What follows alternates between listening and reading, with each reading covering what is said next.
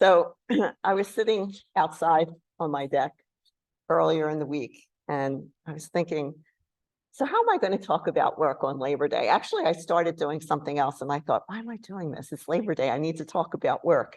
So anyway, I'm sitting on my deck, and I have to confess that whenever I start to do something, two ladies back here will appreciate what I'm going to say. Songs pop into my head. Sometimes I just think in songs.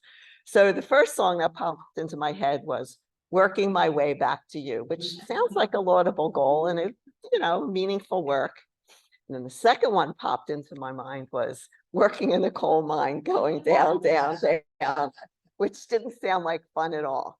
And then I thought, well, this song probably reflects what most of us have felt during our working years, and that's hi ho, it's off to work we go. And I thought we've sung that with anything from gladness to maybe disgust and despair, or maybe just with whatever. So anyway, just to put that into perspective, when I worked in the neonatal intensive care unit for 2 years, I would wake up from a dead sleep in the middle of the night, like in abject fear, thinking about what I was going to have to face that day. So needless to say, I didn't last too long in that venue. So then I stepped into school nursing, which had its own kind of stress, but that stress I could manage. So anyway, the first book in the Bible allegedly condemns human beings to work by the sweat of their brow in punishment for the sin of Adam and Eve. When you think about it, it's a pretty silly conclusion. All play and no work makes for a very, very boring life. And besides, tending to a garden, as those of you who might tend to a garden know, is really hard work. But too much work is good for neither the body nor the soul. And we all know that too. So I recall how I felt when I found my great-grandfather's death certificate on Ancestry. And it said that the cause of death was debility caused by overwork. So he worked on the Pennsylvania Railroad as a manual laborer prior to the 5-day week and the 8-hour day.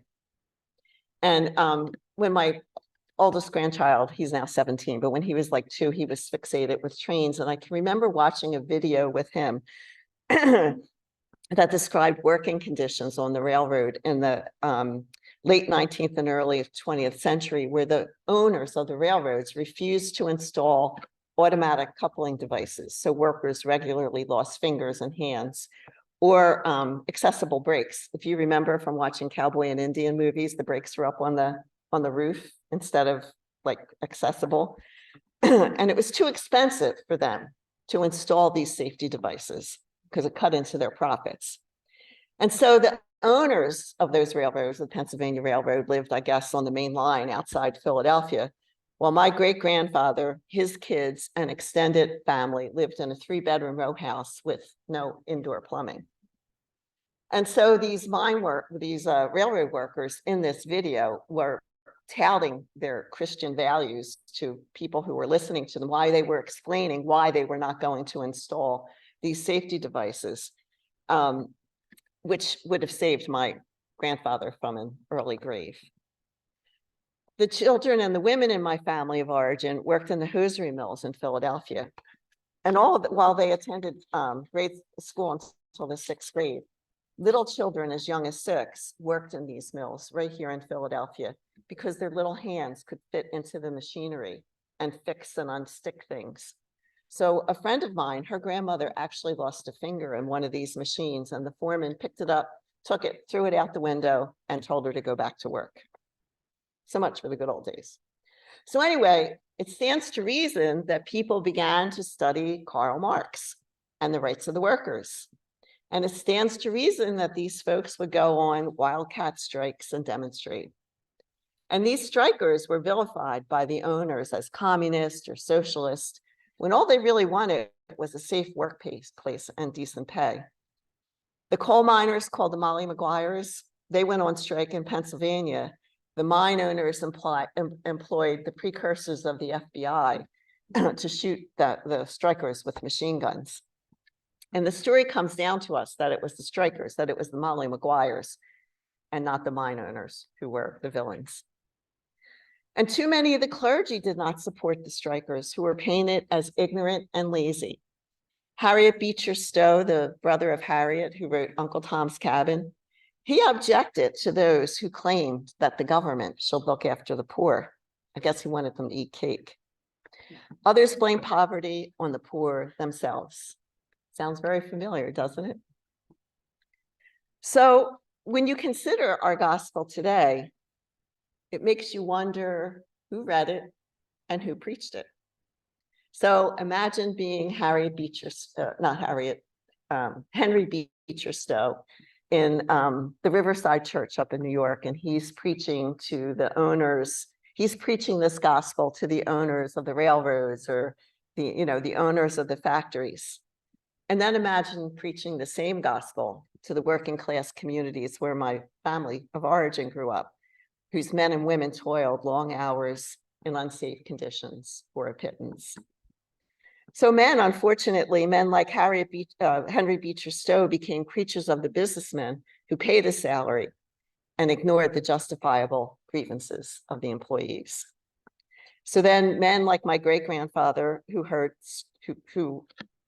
were subjected to these conditions began to strike and read Karl Marx.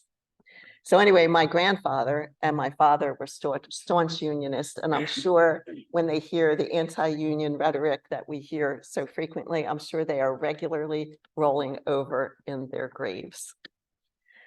So the pesty point of this gospel, and it's really pesty, is that God is really that generous. And I'll say that again. God is as generous, well, more generous than the vineyard owner that we read about today. And those who believe in God and follow Jesus are supposed to be generous, even when it seems like it's not fair. All of us today understand and appreciate the value of work, and none of us got to where we are without a whole lot of hard work. But there are those who have been not so fortunate as us, who have been denied the means to work and who were unable to build a safe place for themselves and their communities. And wherever you live, all you have to do is look at the inner city of the city nearby, near where you live, and you know what I'm talking about. You see what disinvestment in people and communities look like. So on Labor Day, we should celebrate the many social reforms that have come out of the labor movement, even as the misguided among us try to turn back time and progress. Improving the life for our fellow human beings is an important mandate of Jesus's kingdom values. He didn't advise his followers to pull themselves up by their bootstraps. He didn't tell them to go out and eat cake. He didn't tell them that they were lazy. Instead, he told the wealthy to sell their possessions and give the proceeds to the poor. So the good news is that our Creator continues to sustain us and the world through the work of everyone's hands. We are God's co-creators. We are the divine's rusty and temperamental tools to accomplish the work of the Holy One on earth. Martin Luther said 500 years ago, through the human pursuit of vocations across the array of earthly stations, the hungry are fed, the naked are clothed, the sick are healed, and the weak are protected. And since I left out the good news last week, Peg reminded me that I did that. I'm going to add a second good news today. And that good news is that when we work according to the rules of the divine vine grower, we increase the shalom of God in the world. And God knows how much we need peace on earth.